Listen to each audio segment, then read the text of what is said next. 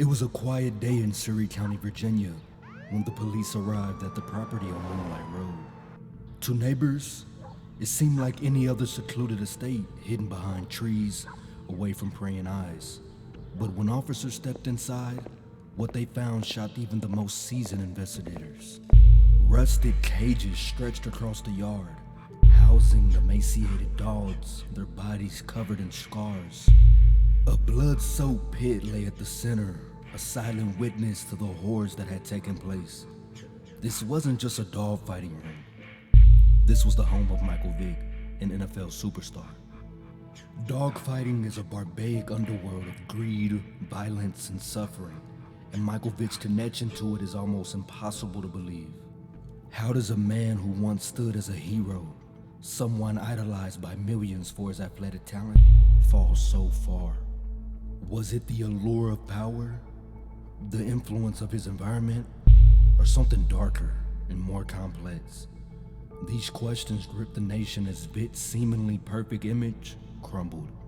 Michael Vick's story is one of contrast. A meteoric rise followed by a devastating fall and a long, controversial road to redemption. It's a story of talent born in one of America's toughest neighborhoods, where crime and poverty were a way of life, and dreams were often crushed before they began. Yet from this harsh reality emerged a boy whose skill with the football was nothing short of magical. From Newport News, Virginia, a place nicknamed Bad News, to the national stage as one of the NFL's most electrifying players, Vick's story began with hope and triumph. But behind the scenes, away from the cameras and adoring fans, a darker world was brewing. A world of underground fights, brutal training methods, and broken lives, both human and animal. And when it was exposed, it wouldn't just destroy his career, it would spark a national reckoning on animal cruelty, power, and the price of redemption. This is the story of Michael Vick, a man who seemed to have it all, the choices that cost him everything, and the battle of redemption that divided a nation. To understand where it all went wrong, we must first go back to where it all began. A boy, a football, and a dream too big to contain.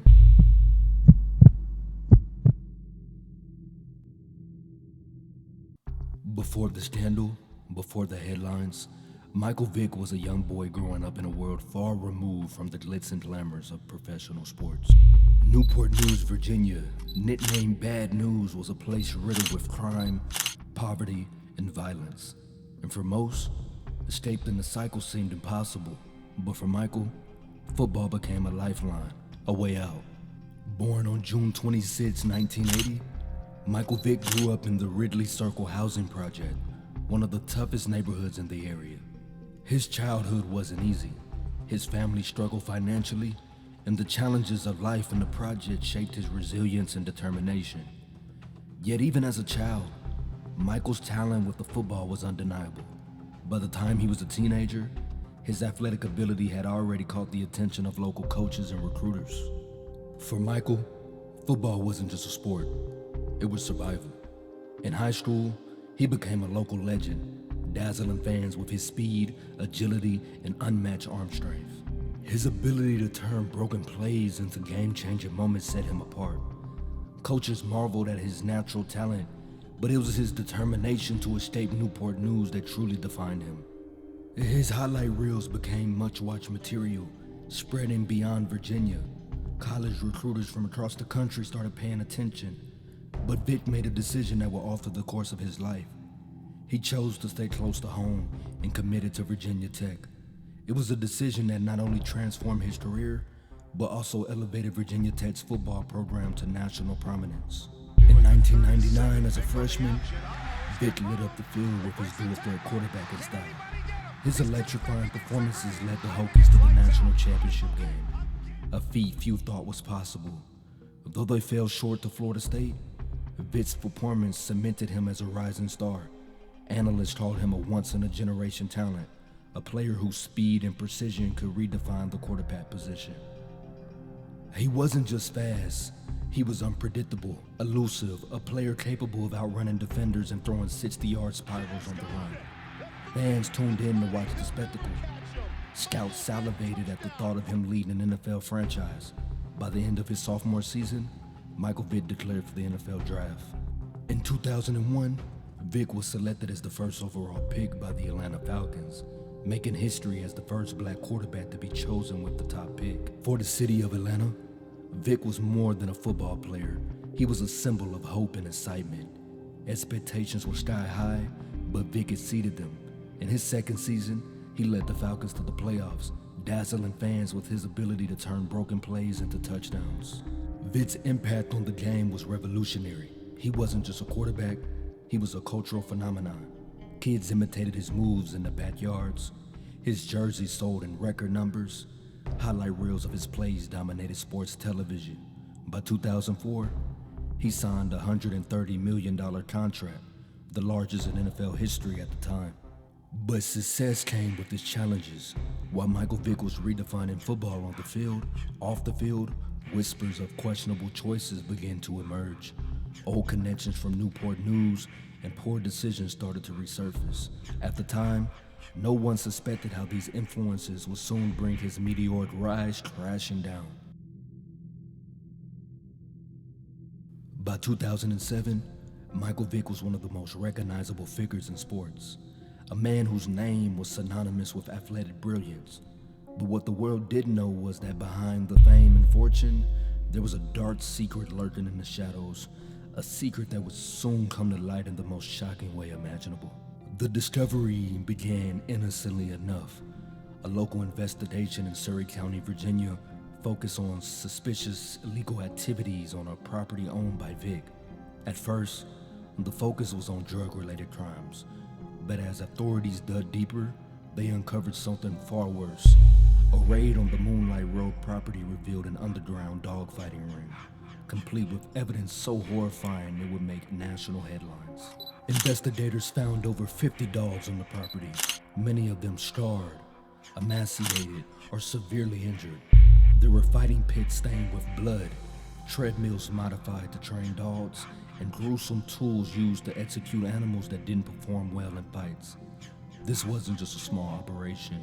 It was a sophisticated and organized enterprise known as Bad News Kennels. At first, the media didn't fully grasp the scale of the case, but as details emerged, the public shot turned to outrage. This wasn't some hidden underground operation. It was a high-stakes business that spanned multiple states. Investigators revealed that dogfights were held for massive cash bets, with some spectators traveling from across the country to witness the brutality. And at the center of it all, Michael Vick, the face of the NFL's new generation. For fans, the betrayal was hard to process. This wasn't just a crime. It was a profound moral failing from a man they had idolized. Animal rights organizations, including the Humane Society of the United States, quickly mobilized, releasing heartbreaking footage of the abused dogs and calling for severe punishment. The term Bad News Kennel became synonymous with cruelty, and Michael Vick's name was dragged through the mud. Evidence of Vick's involvement grew stronger by the day. Wiretap phone calls revealed his voice discussing fights and placing bets. Financial records showed payments made to trainers and handlers, and then the testimony started to pour in. Associates confessed to Vick's direct involvement, describing his presence at the fights and even his role in the brutal execution of underperforming dogs. The evidence painted a grim picture of systematic cruelty. Dogs were forced into violent confrontations, their injuries treated only if they were deemed valuable enough to continue fighting, and those who failed to perform were discarded like trash, subjected to unimaginable brutality. It wasn't just a crime against animals, it was a crime against the very values of decency and humanity. The fallout for Vick was swift. Sponsors like Nike and Rawling immediately cut ties. The NFL suspended him indefinitely, and fans who once cheered his name now burned his jerseys in protest. For Michael Vick, the price of his actions wasn't just his career, it was his legacy. Public opinion was deeply divided. Some argued that Vick's actions was unforgivable, demanding that he be treated as harshly as the law allowed. Others claimed he was a product of his environment, pointing to his upbringing in Newport News, where dogfighting was tragically normalized. The national conversation wasn't just about Michael Vick. It was about power, privilege, and whether redemption was ever truly possible for someone who had fallen so far. In July 2007, Vick was formally indicted by a federal grand jury. The charges were damning: conspiracy to sponsor dogfighting and the operation of an interstate dogfighting ring. If convicted, he faced years in federal prison.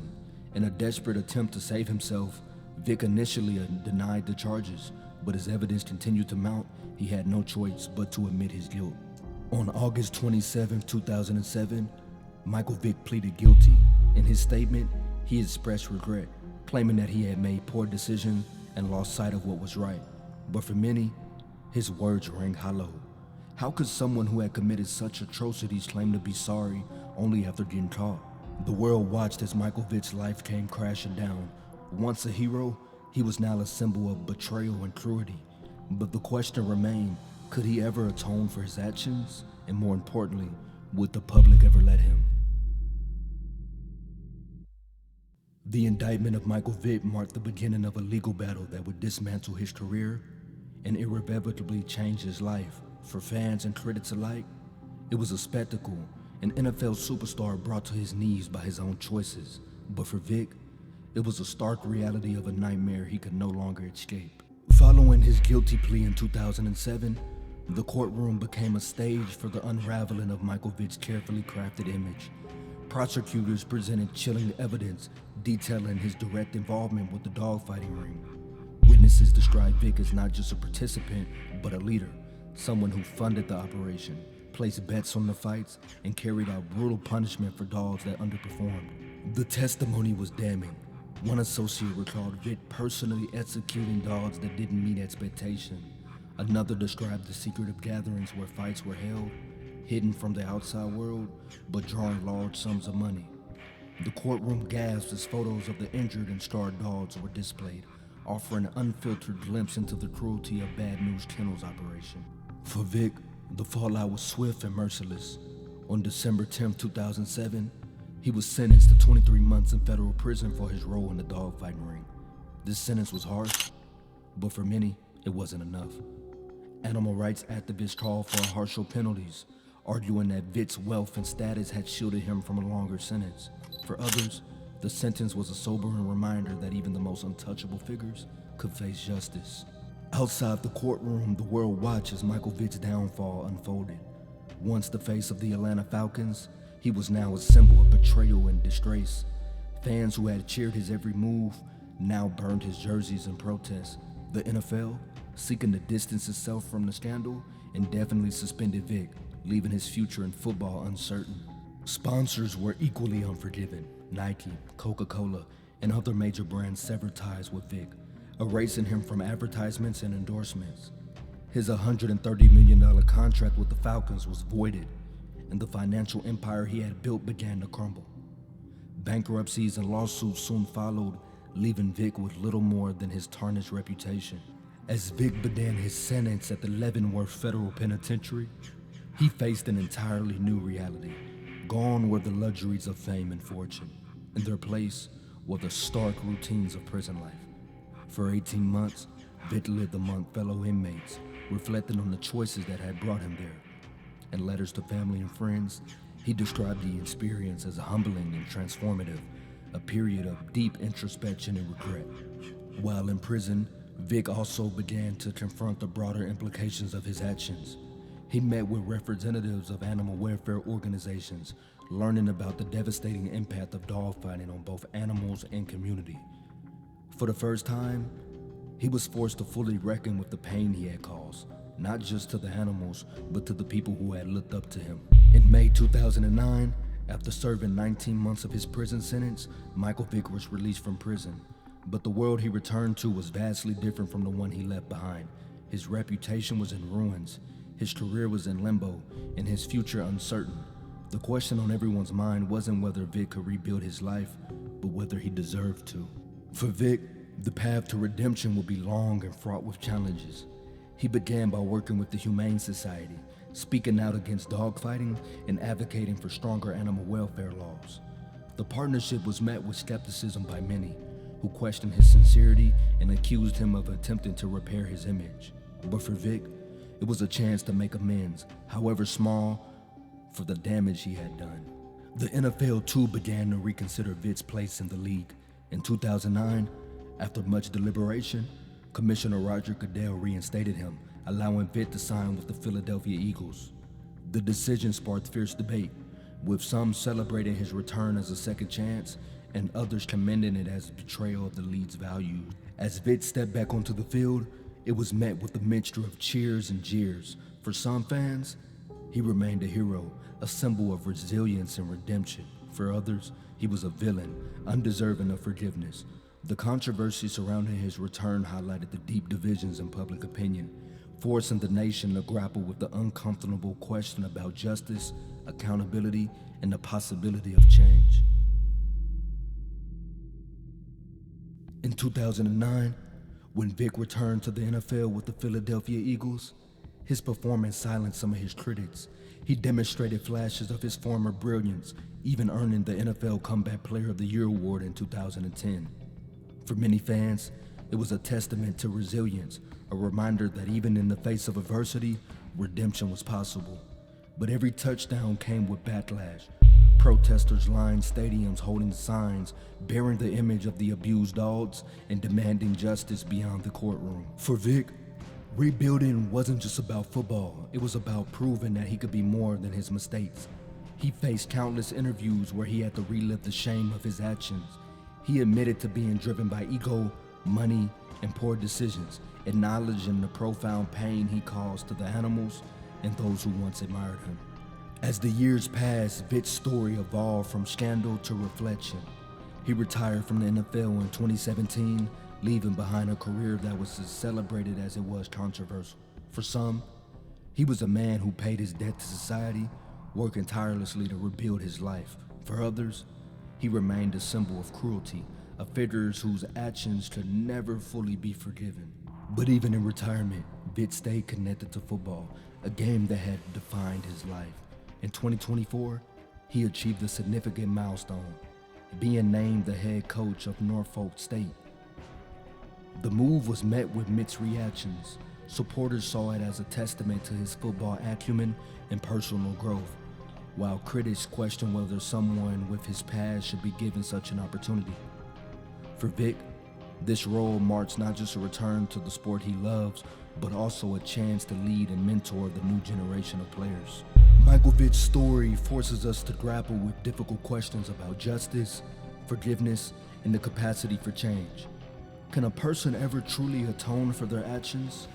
How much redemption is enough to outweigh the harm they cause? For Michael Vick, the answer to these questions may remain forever unresolved. But his journey, marked by triumphs, failures, and growth, serves as both a warning and a testament to the complexity of human nature and the enduring power of redemption. This is the Culture Playbook.